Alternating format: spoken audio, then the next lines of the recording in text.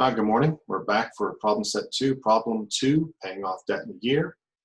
I've got our parameters from the problem. The things that have changed though is we want to pay off the whole monthly balance in 12 months. So at the end of 12 months, we want to have a zero balance.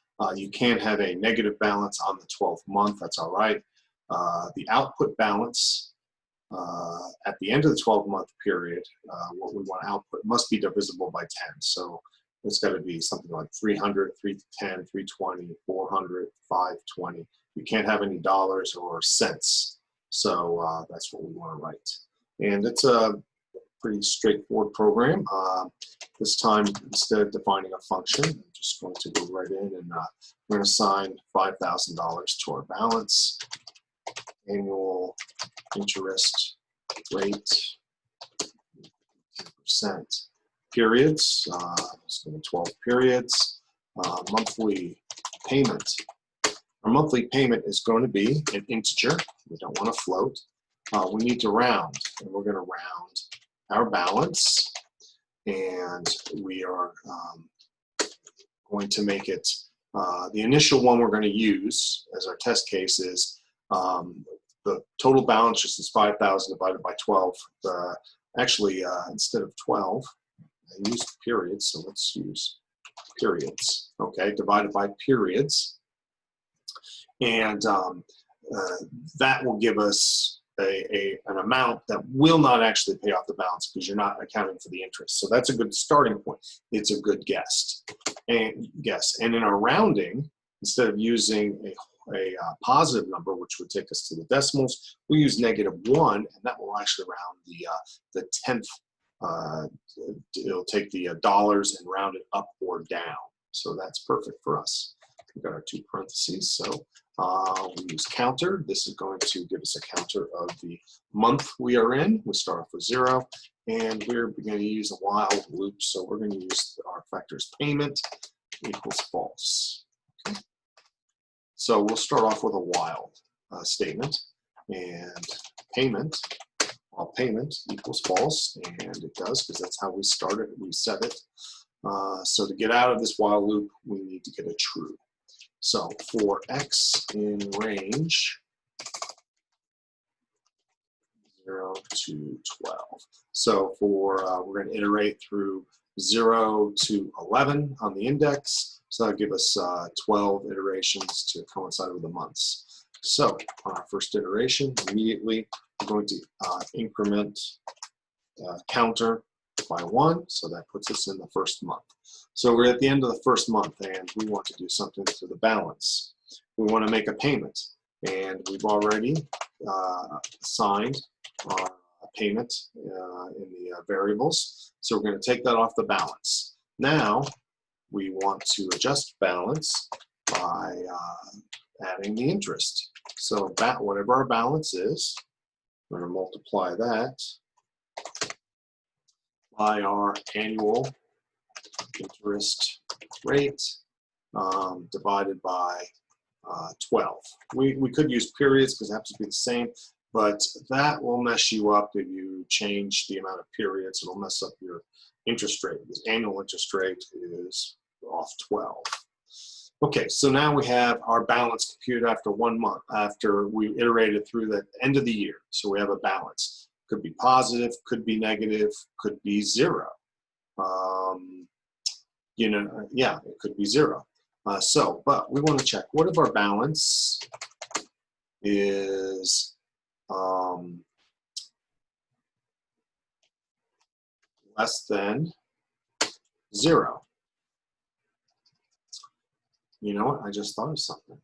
Less than 0, and I'm going to add this in because I just had less than 0, and we said it was okay if you had a negative balance. So we want, if balance is less than 0 and it's greater than monthly payment. So what that would mean is to have a month, if you had a balance less than 0 and it was greater than your monthly payment, that means that you paid it off like in oh, wait a minute, I'm sorry.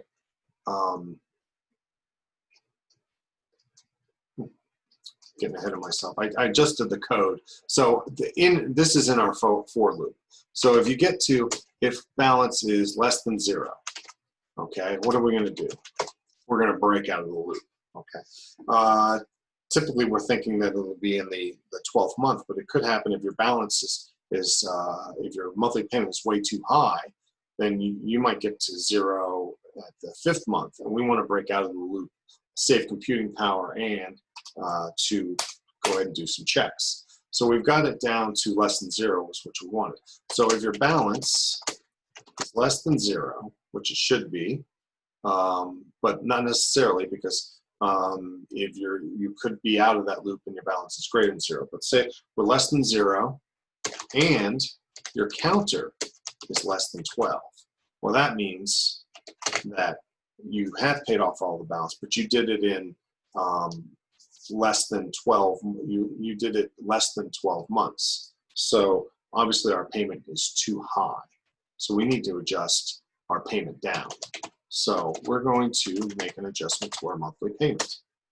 That equals monthly payment plus, not plus, minus 10. Okay, so we want to just increment by 10. We assume our guess was pretty close, but so 10 should be enough. All right, so that's not quite bisectional, but it's a different method. So counter, we want to reset that to 0 because we're going to be going back through this loop. Balance, reset that back to 5,000. Okay. Now in my loop, after this if statement, if you get into this if statement, it's going to go back up into the loop, and payment's still going to be false. So we're going to do it with a new monthly payment and see how it comes out. Now, if do an else if here, if our balance is greater than 0, that means that, hey, our monthly payment wasn't high enough. We still had a balance left over. We want to adjust our monthly payment.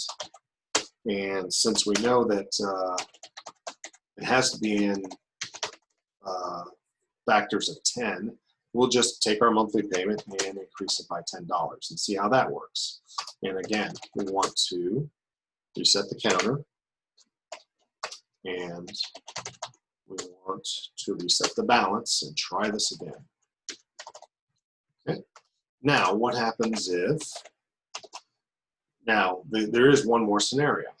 Your balance was less than 0, which is what we want, but the counter was not less than 12. It was actually equal 12. Okay, so your counter is either going to be equal to 12 or less than 12. It's not going to be greater than 12. So if we get into this scenario, then we have actually got our answer. So payment equals true. I just want to think of one thing quickly. Could our, let's see, our counter at 12,